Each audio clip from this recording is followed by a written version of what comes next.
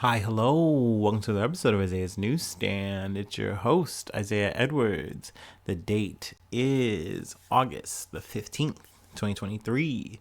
Hopefully, this episode finds you well, in good spirits, and high hopes. As for me, I'm doing pretty good. Today was nice. Cloudy day. I don't know if we're getting the fall teaser this week, if that's what's happening in the seasons right now. But in Ohio, it definitely feels like that's what's happening. It's the vibes. It's feeling cozy. I'm thinking like, ooh, should I wear the hoochie daddies today? Like, I've been wearing basketball shorts. I'm flipping it up a little bit. So I don't know. Also, like, is it joggers, pants? I don't know. It's just still too soon. But we'll see. Yeah, easily by the end of this week or next week, it could be blazing. So that being said, like I said, the vibes are good. They're nice and tight. Food corner from the other day actually was kind of cute and cozy. I did the Brenner thing, but I mixed it up. I know another time was it last week or so? Yeah, I think blueberries. Now we're doing strawberries, and I gotta say, I think I learned some lessons that were nice and applicable, and I wound up making a very yummy strawberry waffle, and it was good. It was so good. Also, I gotta say, I'm loving when like a strawberry is like totally in season, like just nice and yummy. I've been just scarfing them up, but so that's been nice. Like literally, my snacks have just been like strawberries and peanuts, and then like the works, the little snack chips I bring. So that's been a nice little treat. That was a nice dinner. I had a strawberry waffle, chicken, bacon, fries. Yeah, so that all came together. It was good. Let's see. Here's anything else to report from the me corner? No, I don't think so. I think we're solid there. We can do our little intro break, and then we'll get on some news.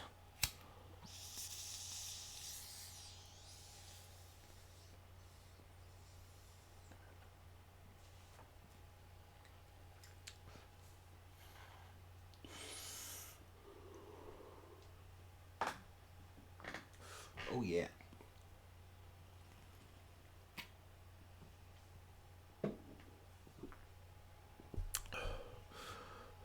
Okay. Okay.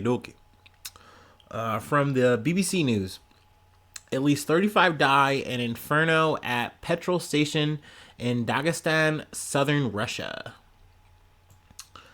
At least 35 people have been killed and dozens injured in an explosion at a petrol station in southern Russia. The blast occurred in the Dagestan regional capital, Makhachkala, on the coast of the Caspian Sea at about 21:40 local time on Monday. Gotta love a good military time call in. Let's see here. Pictures showed a large fire lighting up the night sky and a number of fire engines at the scene. According to the local media, the fire began at a car repair center near the petrol station. Let's see here. Russian President Vladimir Putin offered his sincere condolences following the deadly blast. Let's see here. Was there anything else I really wanted to pull? Nope. That is just an unfortunate happenings. They go into a little bit of some factoids at the end about the Republic of Dagestan, but we do actually have some more Russian news, a little bit of a double feature, if you will. Sticking with the BBC. Suspected spies for Russia held in major UK security investigation. 3 suspected spies for Russia in the UK have been arrested and charged in a major national security investigation, the BBC can reveal. The defendants, all Bulgarian nationals, were held in February and have been remanded in custody since. They are charged with possessing identity documents with improper intention and are alleged to have had these knowing they were fake. It is alleged they were working for Russia security services. The documents included passports, identity cards, and other documents for the UK, Bulgaria, France, Italy, Spain, Croatia, Slovenia, Greece, and the Czech Republic. The trio were among 5 arrested in February on suspicion of an offense under the Official Secrets Act. Let's see here. The 3 are Orlin Rusev, 45, of Great Yarmouth. Yarmouth? I don't know where I'm coming from with that. Yarmouth, Norfolk. Bizer Dishamabazov. Oh boy. Dishambazov. There we go. 41, of Harrow, Northwest London. And Katrin Ivana. Oh my goodness gracious. Katrin Ivanova. There we go. Ivanova. 31 years old. Of same Harrow address. So her and Bizer were believed to be a thing. At least that was like reported by the neighbors. But let's see. They are currently at the Old Bailey and in custody. So I guess they were gathering information. They do have their jobs here. Mr. Rusev has a history of business dealings in Russia. Let's see. He moved to the UK in 2009 and spent 3 years working in a technical role in financial services. His LinkedIn profile states he later owned a business involved in signals intelligence, which involves the interception of communications or electronic signals. Mr. Rusev, whose most recent address is a seaside guest house in Great Yarmouth, also states he once acted as an advisor to the Bulgarian Ministry of Energy. So, I mean, that's I imagine a tie that's like, oh, I mean, now this guy's a spy. Like, oh, maybe he was using it. I don't fucking know. Let's see. Then there's Mr. Dizhabazanov, who is described as a driver for hospitals. And then there's Miss Ivanova, who describes herself on her online profile, LinkedIn profile, as a laboratory assistant for a private health business. Let's see. So, I mean, I guess they were compiling a bunch of just information on people, identity stuff, and they were going to give this information to Russia, I imagine for money. Apparently, this is the thing. They do reference that, there's been other situations. Like, let's see here. In 2018, Russian operatives attempted to murder former double agent Sergei Skripal and his daughter Yulia in Salisbury, Wiltshire, using a deadly nerve agent Novichok. The pair, as well as responding detective Nick Bailey, were treated in a hospital and could have died. Let's see here. And then also in 2006, former Russian intelligence officer Alexander Litvinenko. There we go. We tried. We did it. We tried. Was killed in London after being poisoned by assassins working for the Russian state.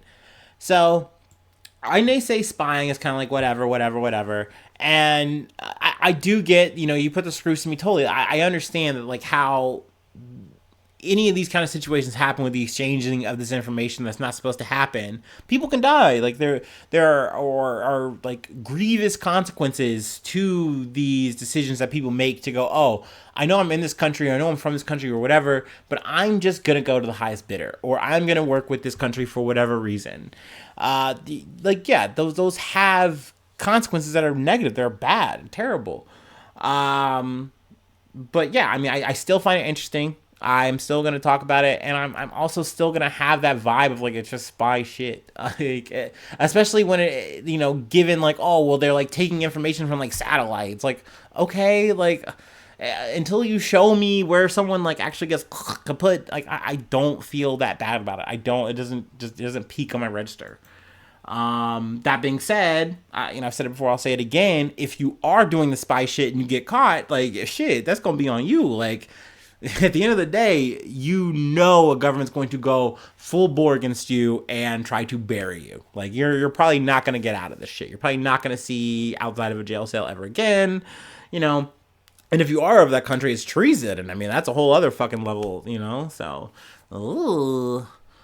Anyway, we can move along. We have some other news to talk about. I talked about this on Sunday. I said, hey, I know this is going to happen, but just like a werewolf at a full moon, you're going to see me transform. You're going to see me talk about some shit that maybe you don't want to see. Maybe you do want to see, but whatever. Here we are. We're talking about Donald Trump from The Guardian. And yeah, I know I should have probably pulled this from like an American source. Debatable, whatever. I don't really fucking care. It really doesn't matter where you're getting the pizza from. It's still fucking pizza. So here we go. Donald Trump and allies indicted in Georgia over bid to reverse 2020 election loss. Let's see here. So this is number 4. This is indictment number 4. I won't do the voices or whatever because I'm tired. It's the dog days of summer. Well, let's just get into it. Donald Trump and some of his closest confidants have been indicted on state racketeering and conspiracy charges over efforts to reverse Trump's defeat in the 2020 election in Georgia. This indictment makes the former U.S. president a criminal defendant in a 4th case as he campaigns to recapture the presidency. And I mean, essentially just to stay fucking free. Now, essentially, there's a caveat here because there is a caveat, I guess, for the same situation in terms of his indictment in New York, but that's looking way more beatable, and it's not for the same stakes. So this is different in the sense of it is as severe. Well, yeah, no, I feel like I can say this is as severe as like any of the other federal indictments, and he can't like fade it by becoming president. Like this is a state level issue, so therefore he can't just get a pardon, and he'd have to serve so many, like I think 5 years in jail before he get like a state pardon. And him and Brian Kemp are not on good terms. I mean, granted, I don't know if Brian Kemp would be in by that point. I don't know. I don't think anyone's really doing the logistics on that shit. Essentially, the task at hand, though, is this RICO case. Apparently, this is like the Kamehameha wave of this, Fannie Willis, who is the county district attorney.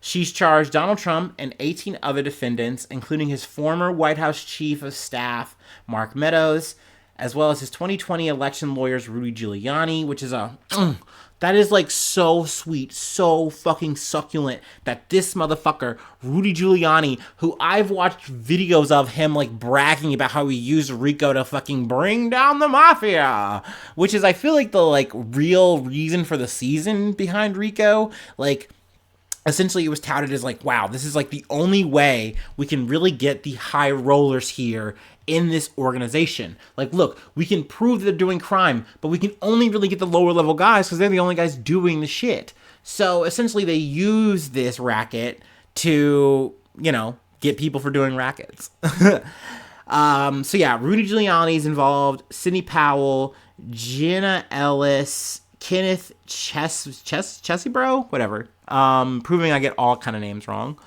Also, they don't mention, I believe, John Eastman, who is another lawyer involved in Trump's team, who was like some kind of dumbass, like legal eagle-ass wizard motherfucker.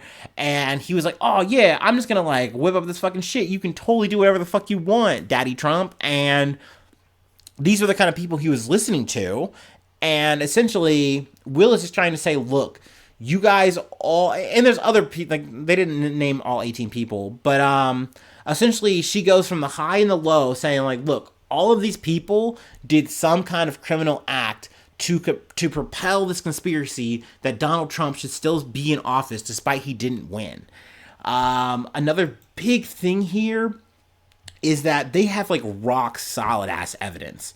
It's something that I feel like other indictments, other cases that Trump is going to be involved, embroiled in, are going to want to reference, especially the DC one, which, Jack Smith? But I'm going to reference it from The Hill. Trump defends perfect call with Raffensperger amid threat of prison sentences from Georgia probe, which has now become an indictment. But that was the Georgia Secretary of State, Brad Raffensperger. Essentially, they were on a phone call during the 2020 election, and Donald Trump is like, look, I need X amount of votes. He says, like, a number. And it's like, dude, okay, I can't just, like, go find those for you. Like, that's not what this is. So it was a very awkward, very cringy fucking phone call. And essentially, Donald Trump's trying to say, no, no, no, I didn't do anything like, illegal there. Like, essentially, once again, it's just another Trump speak of like, no, I didn't do anything wrong. I'm allowed to do whatever the fuck I want. This is all legal. And essentially, Fani Willis is saying, no, it's not. And these are the official charges. Now, there was a bit of a kerfuffle, and apparently, the news of this like indictment was leaked by the court early, and that was very awkward. I know Fox News, conservative talking heads like pounced on this kind of shit. Like, what's going on here? Like, now they're definitely gonna indict him, and they're gonna do this just to cover their own ass now. Yada yada yada. But sure enough, they did go through the indictment more or less. Like, I feel like it was like around midnight or whatever, and people have been talking about it all day. So of course I couldn't help myself. But yeah, I mean, with this whole RICO thing, it does feel weird coming out of Georgia. I do have to say, we've been covering the Young Thug thing, and essentially they're using that for the same thing. I don't know. It is what it is. You guys know how I feel about, law and order in this fucking country in general. At the end of the day, I'm not going to be like, oh, well, it's fucked up. They're using this against Trump. Like, I do think that RICO in general is fucked up. I think there's something weird about it the older I get. Like, I just feel like you're using this as like some kind of legal shortcut.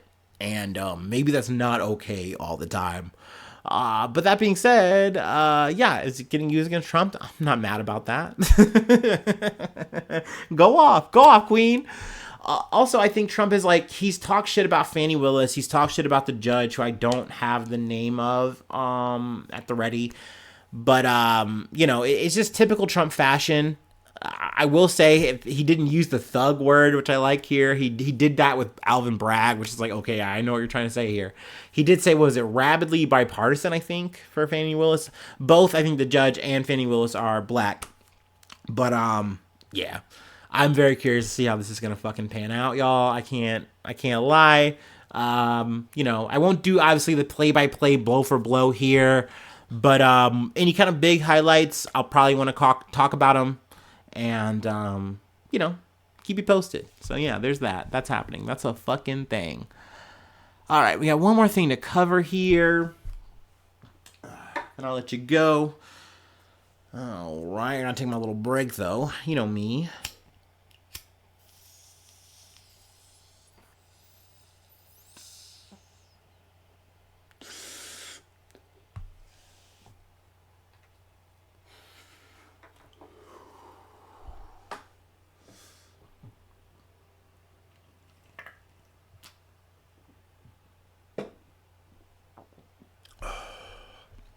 Well, that's Milwaukee's best, all right.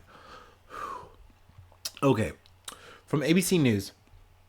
Montana youths win climate lawsuit against state for promoting fossil fuels. So I gotta say, I got it wrong. My prediction was wrong. I'm not a machine. And I'm glad. I'm happy. I'm happy to be wrong here. I'll eat my little crow with a smile on my face.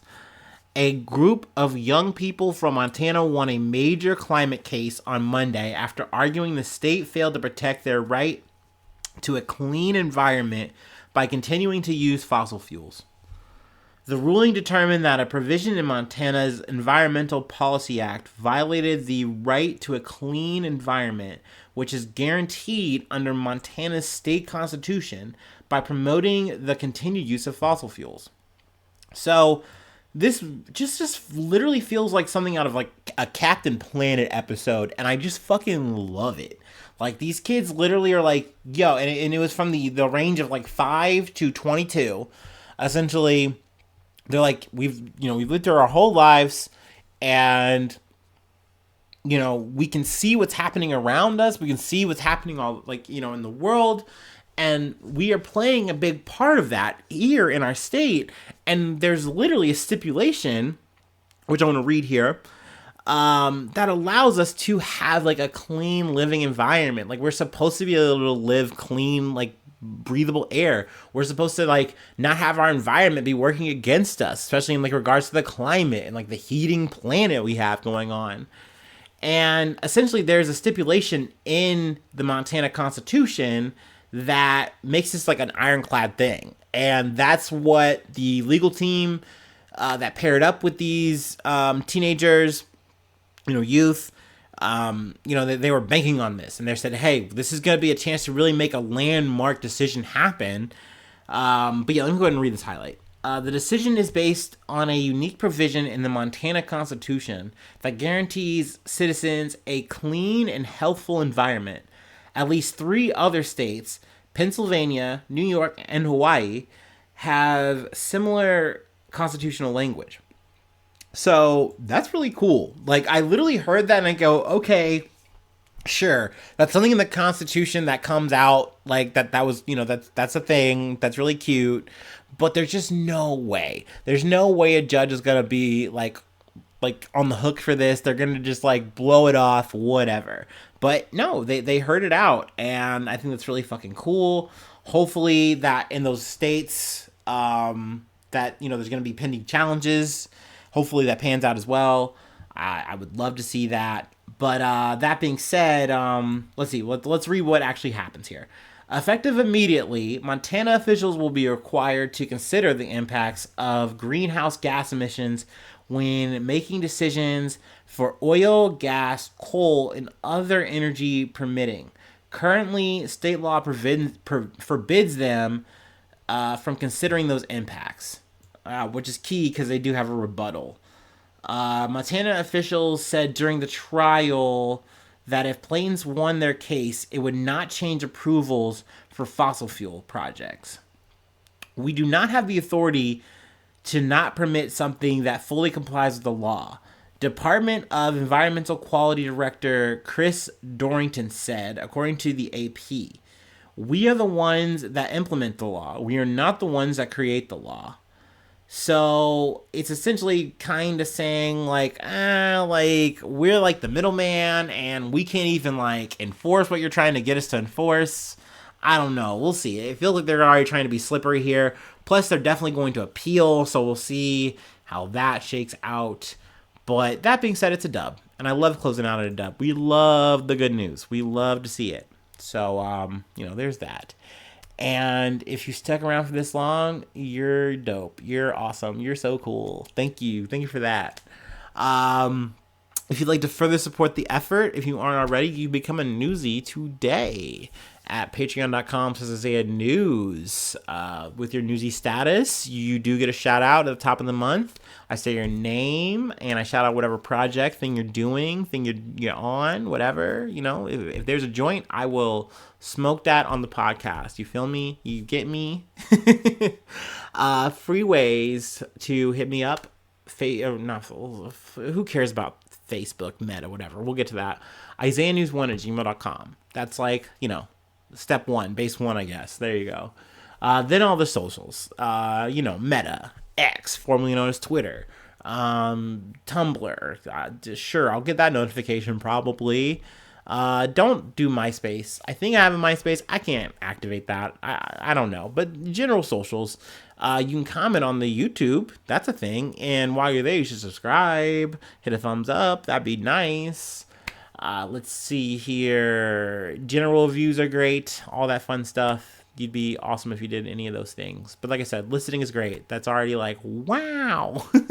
Wow, you did that? That's crazy. You're awesome. So yeah, hopefully I'll see you soon for some more good news. I love ya. Bye-bye. Mwah.